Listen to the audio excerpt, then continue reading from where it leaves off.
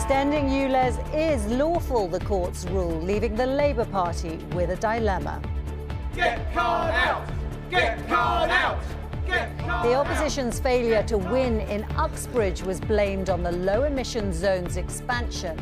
Now Sadiq Khan says he will go ahead and roll it out over Greater London. Is this an election gift to the Tories? This is not about using cleaner as a political football. This is about bringing in policies that will support Londoners. Just because he's got the power to expand ULEZ across Greater London doesn't mean he should. We will be looking at what this means for both parties' wider green agendas at the next election, also tonight. The tragic death of a baby in a prison cell whose mother's cries went unanswered. Kyiv celebrates another advance, even as Russian missiles strike a residential block in Dnipro. John will be here to analyse the progress of Ukraine's grinding counter-offensive. First Nigel Farage, now Gina Miller. The Remain supporter says her party's bank account is the latest to be shut down, this time by Monzo. It's Lauren James! Oh!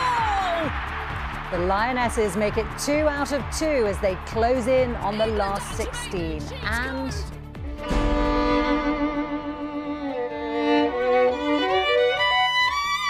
Edinburgh Festival's first female and first Scottish director says she's going to do things differently. The dream for me was always to contribute to the cultural landscape of Scotland in the most full way that I possibly could.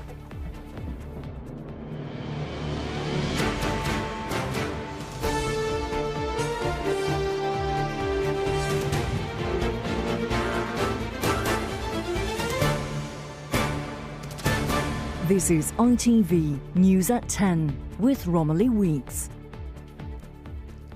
Good evening. Making green policies appeal has always been a challenge for politicians, but with the warnings about the state of our climate growing ever more severe, it's a task the government and Labour must confront at the next election. One, though, which is undoubtedly made even harder during a cost of living crisis. Just ask London's mayor. Sadiq Khan's plan to extend the city's ultra-low emission zone was today ruled lawful. It expands the area in which people with more polluting vehicles face a daily charge. But that victory has not been without cost for his party. Many within Labour blame ULEZ for their defeat in the recent Uxbridge by-election. And it's meant both them and the Conservatives reconsidering how to address concerns about the climate without losing votes. Get Khan out! Get Khan out!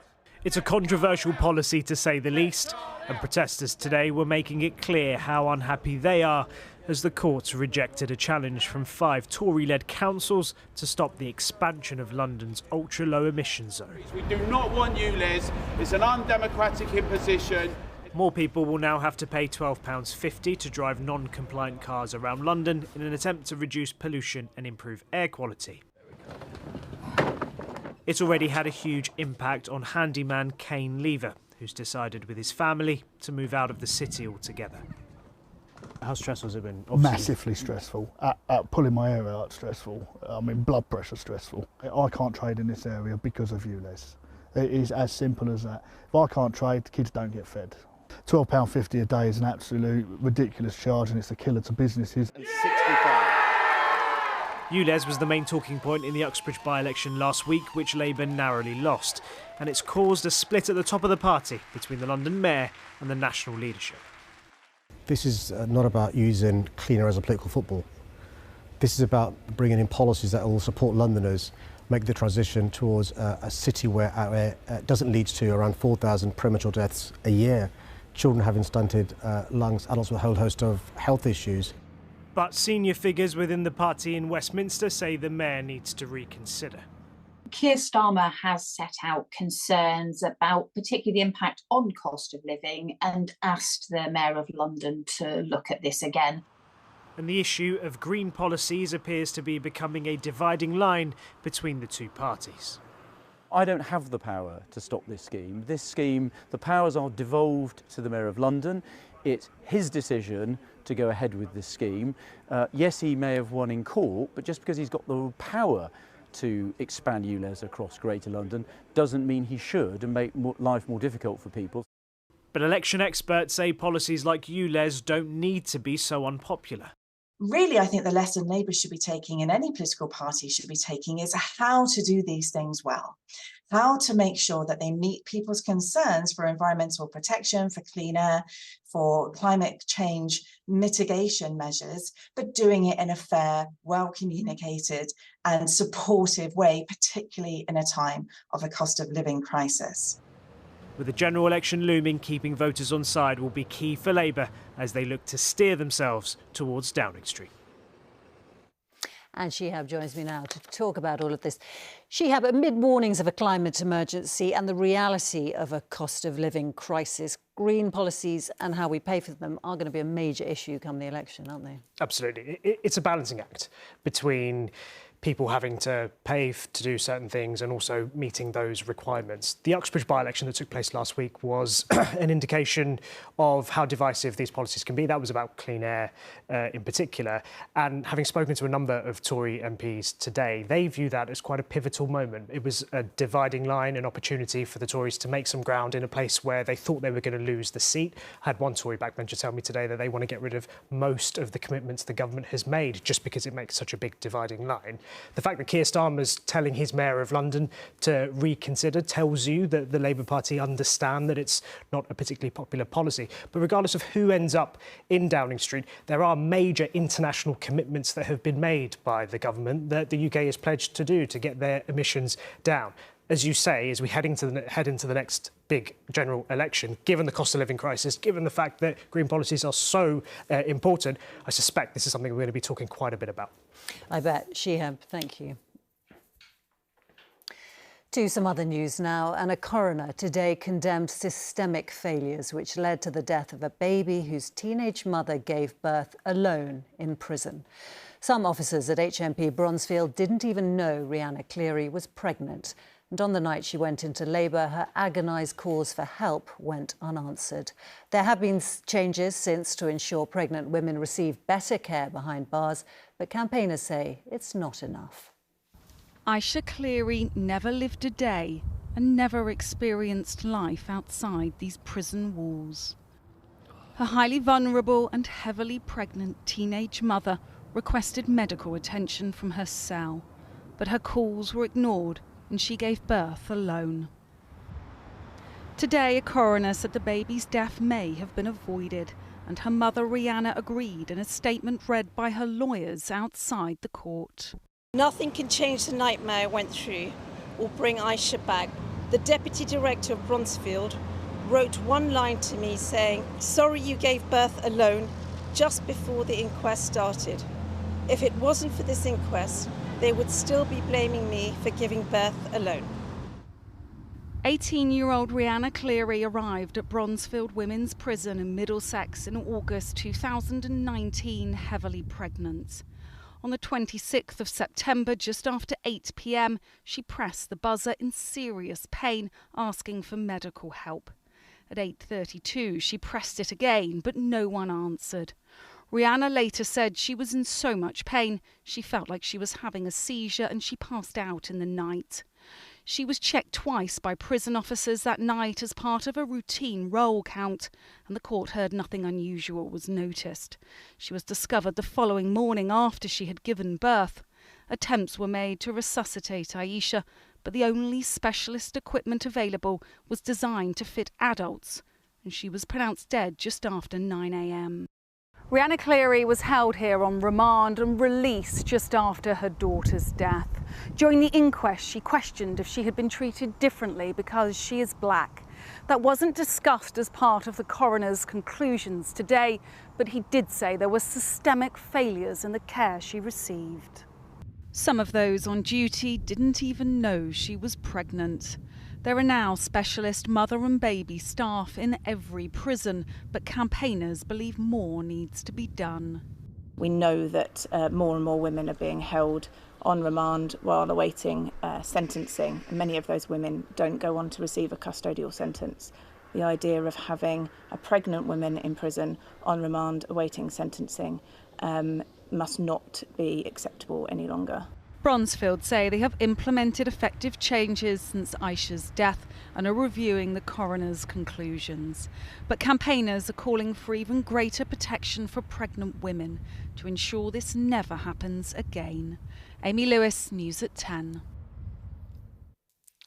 As if it were needed, there was a reminder tonight of the threat Russian missile strikes pose to Ukraine. A residential tower block and a security services building were hit in the city of Dnipro. Several people are thought to have been injured.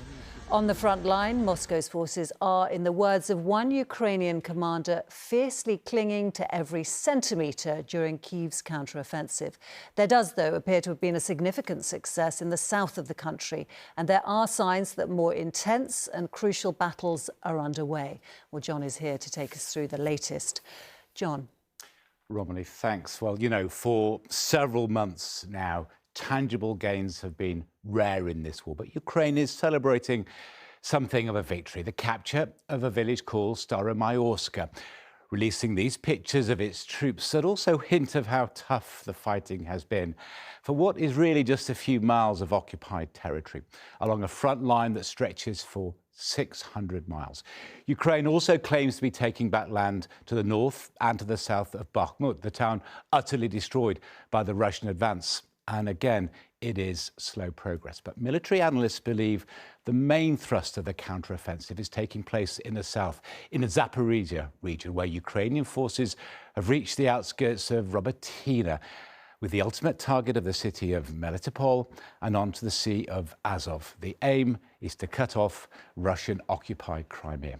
Among those leading the assault is the elite 47th Mechanised Brigade, a force of around 4,000 men trained in the UK, Poland and Germany and equipped with Western armour, like the German-made Leopard tank and the American Bradley fighting vehicle. They have penetrated the outer shell of Russian defences, though at a price, as these battlefield images show. Some stuck in anti-tank defences, and the Kremlin, which has released these pictures, claims to have destroyed 39 out of 50 Ukrainian armoured vehicles. Figures disputed by Ukraine, though their defence ministry is cautious about the progress that they are making. We know how difficult it is for our armed forces to achieve that progress. We know that there are millions of mines along this long front line. We know that there is always a risk of the enemy drones, heavy artillery, missiles. So, of course, when we achieve steady progress, we are happy, and it reinstills confidence in our victory, which we are confident is inevitable. Now, Ukraine is appealing for time, patience and weapons. It has reserves of all three, Romilly, but not an infinite supply. And John, it's been more or less a stalemate for months now. Is it too early to say that that's been broken? It is less of a stalemate, but just look at these images that show how the conflict is now baked into the very landscape. This satellite picture shows the marks left by war. That grey area is the dried up bed of the Kakhovka Reservoir, destroyed a few weeks ago, and that arc of deep green, well, that's unharvested land where it's too dangerous for agriculture, and hidden from our view there are some fearsome lines of Russian defences. The Ukrainians are pushing and probing and trying to find weaknesses, and when they do, to exploit them. And Romilly, they say they have still to commit the bulk of those Western supplied troops. Right, John. Thank you for that. To the United States now, and much like the documents found at his Florida estate, the legal charges against Donald Trump are piling up. 3 more have been added, the latest accusation being that the former president asked an employee to delete security footage that prosecutors wanted. Mr. Trump's alleged mishandling of classified material is just one of several cases he's fighting, while simultaneously battling to win back the White House. As ever, he described the allegations as nothing more than a witch hunt. The legal net around Donald Trump might have just tightened further. This was the moment officials swooped on his Florida estate last August, seizing over 100 classified documents. Photos released afterwards showed they were stored with minimal security. He's already appeared in Miami to deny the charges. But now prosecutors have updated their charges adding claims that Donald Trump conspired with his property manager, Carlos de Oliveira, to get rid of incriminating CCTV footage showing staff moving boxes. The investigation is also now focused on Trump's New Jersey golf course, where he was recorded bragging about a top-secret plan to attack Iran. I just found, isn't that amazing? This totally wins my case, you know. Except it is like highly confidential, secret. This is secret information. Trump had denied having this document at all. These boxes were interspersed with all sorts of things. Golf shirts, clothing, pants, shoes. There were many things. I would say much more, not that I know of, but not that I know of. But now he's been charged under the Espionage Act with retaining that document for almost a year after leaving office. Today he went on a right-wing radio show and on the attack. These people are sick. What they're doing is absolutely horrible. Look at Hillary Clinton. Look at what these other people got away with. You know, Obama took documents. Legal experts think Trump's best hope now is a victory against Biden. Do you think that if Trump wins the election, all this goes away? There's no doubt. He's made that very clear. Even if the case is tried before the election, there will be appeals that are still pending. And there's no doubt that if Trump wins, he will take office on January 20th, and one of his first steps will be to order that the case be dismissed against him. Trump's property manager will appear in court in Miami on Monday, but the full trial won't take place at least until May of next year. There is, however, another more serious federal case looming, centering around the turbulent events of January the 6th here in the Capitol. And that may result in the 45th president being charged with attempting to stage an insurrection. Stop the steal! Stop the steal! If Trump can avoid prison before the next election, those same polarising and disruptive forces might be at play again, this time supercharged by an even greater sense of injustice. Dan Rivers, News at 10, Washington. Here, the anti-Brexit campaigner Gina Miller and its biggest champion, Nigel Farage, have regularly found themselves at loggerheads. But tonight, they're unlikely allies, both incensed at their treatment by the banking system. Following the closure of Mr Farage's Coutts account, Ms Miller has revealed she's been told her own party's account will be shut.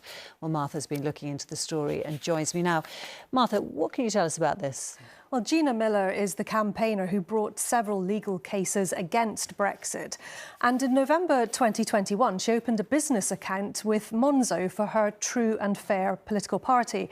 But that was after being turned down by 9 other banks. And earlier this month, she received a message on the Monzo app telling her the account would be shut in September without any explanation.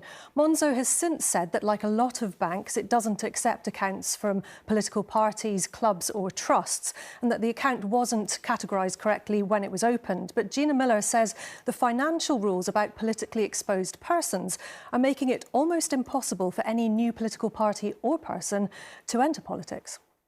Do these institutions have the right to just close down your business account, your personal accounts without telling you why? And secondly, if you deny new political parties access to these services, then you don't have a functioning democracy. Well, this comes not long after Nigel Farage said that Coutts had shut his account because it disagreed with his political views. And in an unlikely twist, Mr Farage says he stands by Gina Miller on the issue of debanking and says the decision to close her party's account was just plain wrong. Now, the Prime Minister, Rishi Sunak, has already said the government's taking tough action to protect the free speech of bank customers. Meanwhile, Gina Miller's party has found a small institution to open an account with, but there's no guarantee they won't shut it as well in the future. Mother, thank you. A 14-year-old boy is in police custody tonight after a 7-year-old girl was killed in a hit-and-run crash involving a motorcycle. Katniss Sellers was struck while playing outside her home in Walsall last night and later died from her injuries in hospital. Her mother said her soul is aching. Police are still trying to find the bike involved in the crash. Already under threat, seabird populations have been devastated by continuing outbreaks of avian flu, and UK governments are being urged to do more to protect them. 190 outbreaks have been recorded across the UK since last October. The total death toll is unknown, but some estimates suggest up to 50,000 wild birds have been killed in the past 3 years, and millions of poultry have also been culled. There have been outbreaks both inland and along our shores. In the past month alone, hundreds of dead birds have washed up on beaches, including in Pembrokeshire, the Isle of Man, Merseyside and Aberdeenshire. The RSPB says 21 of the UK's 25 breeding seabird species have tested positive for the virus since 2021. And the charity's warning that it's left them on the brink. It's a shocking sight that's become all too common on Scotland's east coast. Dead seabirds washing up on otherwise idyllic beaches, having succumbed to avian flu. More than 3,500 were picked up from Aberdeenshire beaches over the past few weeks. It's the third year the virus has tore through seabird colonies, affecting almost all breeding species in the UK. It started in 2021 in great skewers and then in barnacle geese on the Solway. People did think that this was just a one-off, this was a blip, and everyone has been really surprised by how long it has continued. So we really are in sort of uncharted territory. The red-listed kittiwake are being hit this year. Further down the Scottish east coast, rangers are monitoring the situation as it's moved into their area. The young will fledge in a few weeks' time, but only those whose parents have survived to feed them. Avian flu is around all the year now and in this highly pathogenic form, but in the summer we have lots of seabirds coming back to breed on the islands and the cliffs. Therefore the seabirds are tightly packed and avian influenza spreads much more quickly amongst the colony. More and more walkways like these near nesting sites are being closed to the public this summer. It's hoped by doing so they could limit the spread of avian flu to other breeding colonies, which are not yet affected. But there's little that can be done to control the virus, which is causing great concern for poultry farmers. These birds are out and about, they're flying around, they do come inland, particularly at this time of year, and they'll start to land on ranges where you've got free range birds. It's that risk that they're going to bring infection into sheds is just such a worry. Action groups are calling for the governments of the UK to urgently publish long overdue seabird conservation strategies to prevent sites like these from becoming the new norm. Louise Scott, News at 10, East Lothian. Yorkshire Cricket Club has been fined and docked championship points over the Azim Rafiq racism scandal. Having previously admitted 4 charges, the club was fined £400,000, although most of that is suspended for 2 years. Yorkshire said it accepted the punishment. In another financial punishment handed out today, Chelsea have been fined £8.5 million for breaching fair play rules. The club's new owners discovered that during Roman Abramovich's time in charge, there were cases where only partial financial information was submitted. For England's Lionesses, chasing World Cup glory, it's now 2 matches, 2 goals, 2 wins. The result was the same as their opener, but the manner of victory was more convincing, a performance more in tune with those which carried them all the way at last summer's Euros. They are very nearly into the last 16, but may head there without another key player struck down by injury. We all thought the lady was not for turning, but today, unusually, Serena Wiegmann tinkered with her lineup, bringing in the exciting Lauren James and striker Rachel Daly, but at the back where she played it.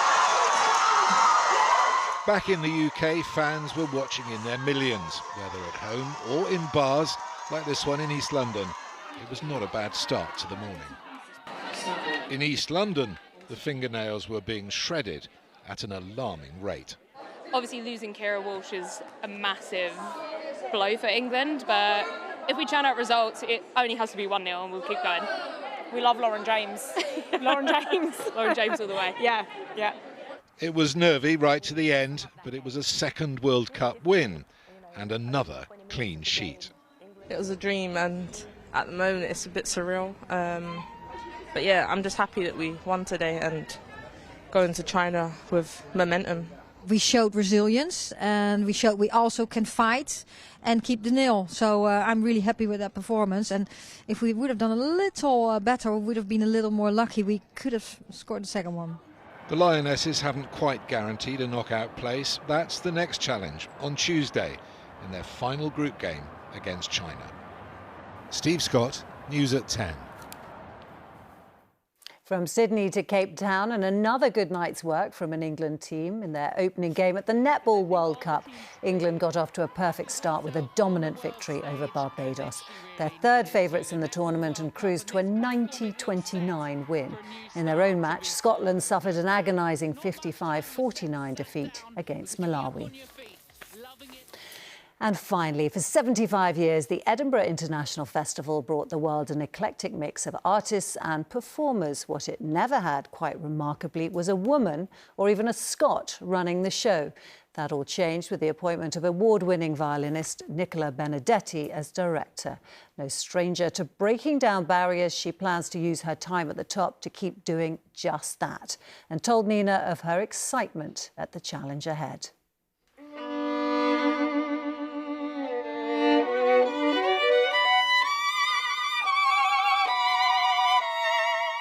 In a rehearsal room today, but Nicola Benedetti will be doing this next week on stage at the Edinburgh International Festival, and a lot more besides.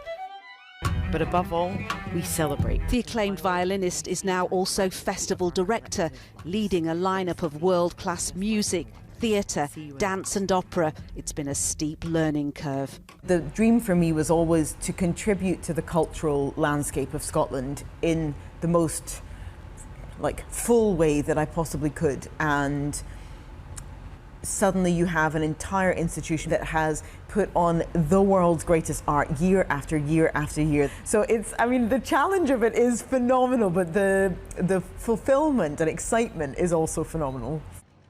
She is the first Scot and the first woman to take the director role in a festival that has been running since 1947. These things happen in the way that they happen. There's several gentlemen who have done the role that have strong Scottish ties or heritage. But you're also the first female director, which is really surprising. I just hope to do the position proud, but also to do well symbolically for women in positions of leadership. Benedetti started playing the violin aged 4, led the National Children's Orchestra aged 8 and won BBC Young Musician of the Year aged 16. A Brit and Grammy Award winner, earlier this month she played at the Scottish service to mark King Charles's coronation. She has always championed classical music as a violinist. The festival role, though, is all-encompassing. Are you able to do the day job at all at the moment? We all agreed at the festival, and myself and the people that I work with, that it was vital that I do continue playing. I don't think I'd win any favours in Scotland if I was like, let me do the festival and hang up the violin. That wouldn't do any of us any good. She has proved a master of music. This summer, Nicola Benedetti is adding many more strings to her bow. Nina Nanar, News at 10. And that is it for tonight. From all of us here, good night.